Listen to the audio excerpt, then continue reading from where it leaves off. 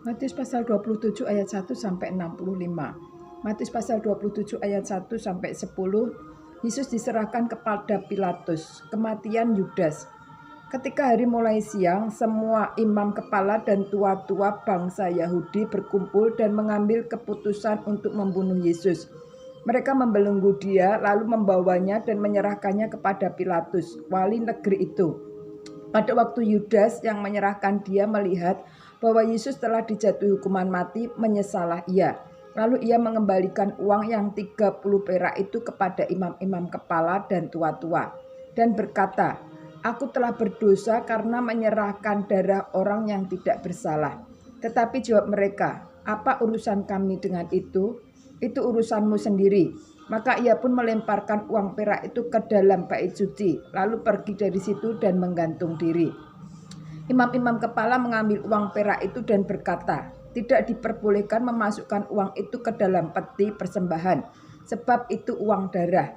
Sesudah berunding mereka membeli dengan uang itu tanah yang disebut tanah tukang periuk untuk dijadikan tempat pekuburan orang asing. Itulah sebabnya tanah itu sampai hari ini disebut tanah darah. Dengan demikian genaplah firman yang disampaikan para nabi oleh Nabi Yeremia. Mereka menerima 30 uang perak, yaitu harga yang ditetapkan untuk seorang menurut penilaian yang berlaku di antara orang Israel. Dan mereka memberikan uang itu untuk tanah tukang periuk, seperti yang dipesankan Tuhan kepadaku. Matius pasal 27 ayat 11 sampai 26.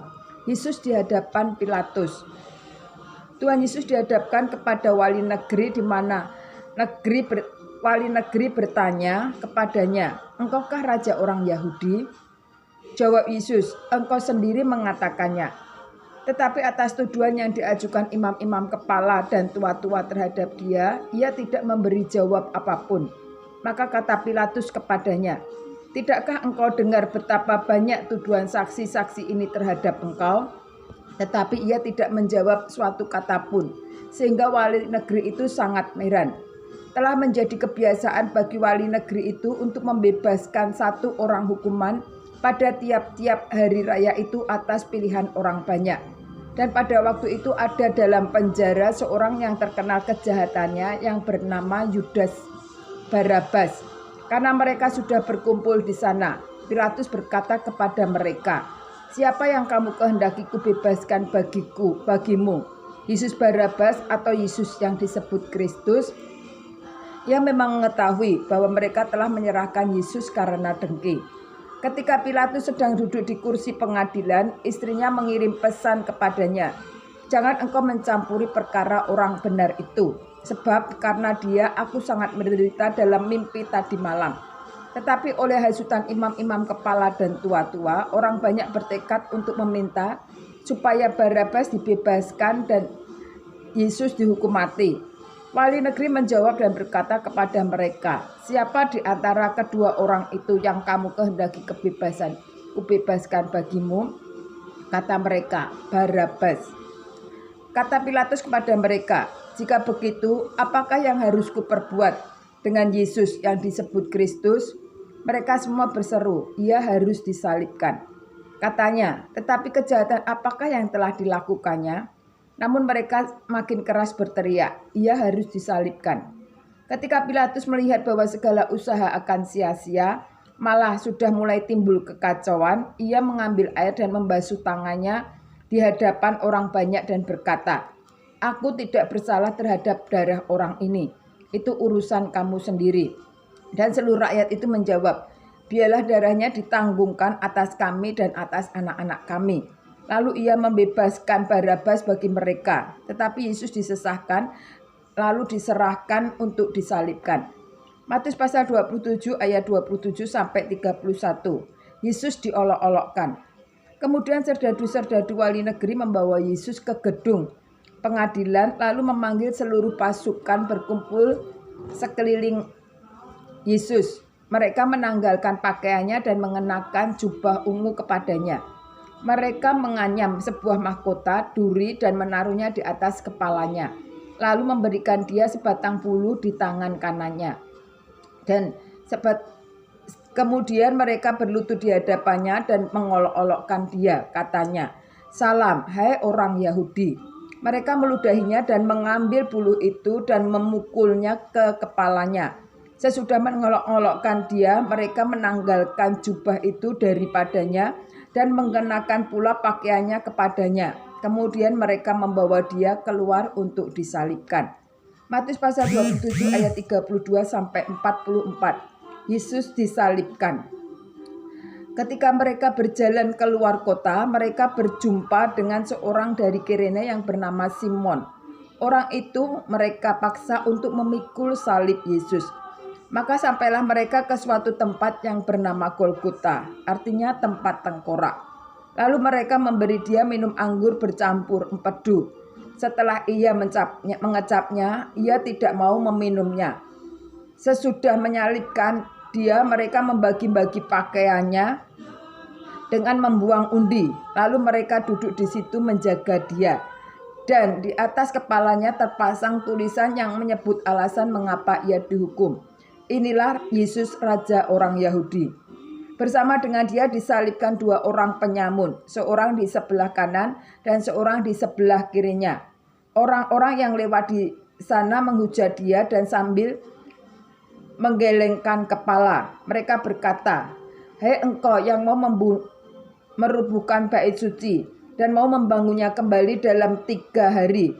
Selamatkanlah dirimu jikalau engkau anak Allah. Turunlah dari salib itu." Demikian juga imam-imam kepala bersama-sama ahli-ahli Taurat dan tua-tua mengolok-olokkan dia dan mereka berkata, "Orang lain ia selamatkan, tetapi dirinya sendiri tidak dapat ia selamatkan. Ia Raja Israel, baiklah ia turun dari salib itu dan kami akan percaya kepadanya. Ia menaruh harapannya pada Allah, baiklah Allah menyelamatkan dia, jikalau Allah berkenan kepadanya, karena ia telah berkata, aku adalah anak Allah." Bahkan penyamun-penyamun yang disalibkan bersama-sama dengan dia mencelanya demikian juga. Matius pasal 27 ayat 45 sampai 56. Yesus mati. Mulai dari jam 12 kegelapan meliputi seluruh daerah itu sampai jam 3. Kira-kira jam 3 berselurah Yesus dengan suara nyaring. "Eli Eli lama sabachthani," artinya, "Allahku, Allahku, mengapa engkau meninggalkan aku?" Mendengar itu beberapa orang yang berdiri di situ berkata, "Ia memanggil Elia." Dan segeralah datang seorang dari mereka. Ia mengambil bunga karang, mencelupkannya ke dalam anggur asam, lalu mencucukkannya pada sebatang buluh dan memberi Yesus minum. Tetapi orang-orang lain berkata, "Jangan, baiklah kita lihat, apakah Elia datang untuk menyelamatkan dia?" Yesus berseru pula dengan suara nyaring, lalu menyerahkan nyawanya. Dan lihatlah, tabir bait suci terbelah 2 dari atas sampai ke bawah, dan terjadilah gempa bumi, dan bukit-bukit batu terbelah, dan kuburan-kuburan terbuka, dan banyak orang kudus yang telah meninggal bangkit. Dan sesudah kebangkitan Yesus, mereka pun keluar dari kubur, lalu masuk ke kota kudus dan menampakkan diri kepada banyak orang. Kepala pasukan dan prajurit-prajurit yang menjaga Yesus menjadi sangat takut ketika mereka melihat gempa bumi dan apa yang telah terjadi, lalu berkata, "Sungguh, ia ini adalah anak Allah."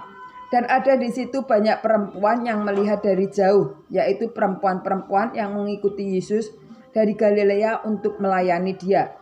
Di antara mereka terdapat Maria Magdalena dan Maria ibu Yakobus dan Yusuf dan ibu anak-anak Zebedius. Matius pasal 27 ayat 57 sampai 61. Yesus dikuburkan. Menjelang malam datanglah seorang kaya, orang Arimatea yang bernama Yusuf dan yang telah menjadi murid Yesus juga. Ia pergi menghadap Pilatus dan meminta mayat Yesus. Murid-murid Pilatus memerintah untuk menyerahkannya kepadanya. Dan Yusuf pun mengambil mayat itu, mengapaninya dengan kain lenan yang putih bersih, lalu membaringkannya di dalam kuburnya yang baru, yang digalinya di dalam bukit batu. Dan sesudah menggulingkan sebuah batu besar di pintu kubur itu, pergilah ia. Tetapi Maria Magdalena dan Maria yang lain tinggal di situ duduk di depan kubur itu. Matius pasal 27 ayat 52 sampai 66, kubur Yesus dijaga. Keesokan harinya, yaitu sesudah hari persiapan, datanglah imam-imam kepala dan orang-orang Farisi bersama-sama dengan Pilatus. Dan mereka berkata, "Tuan, ingat kami bahwa si penyesat itu sewaktu hidupnya berkata, 'Sesudah 3 hari aku akan bangkit.' Karena itu perintahkanlah untuk menjaga kubur itu sampai hari yang ketiga.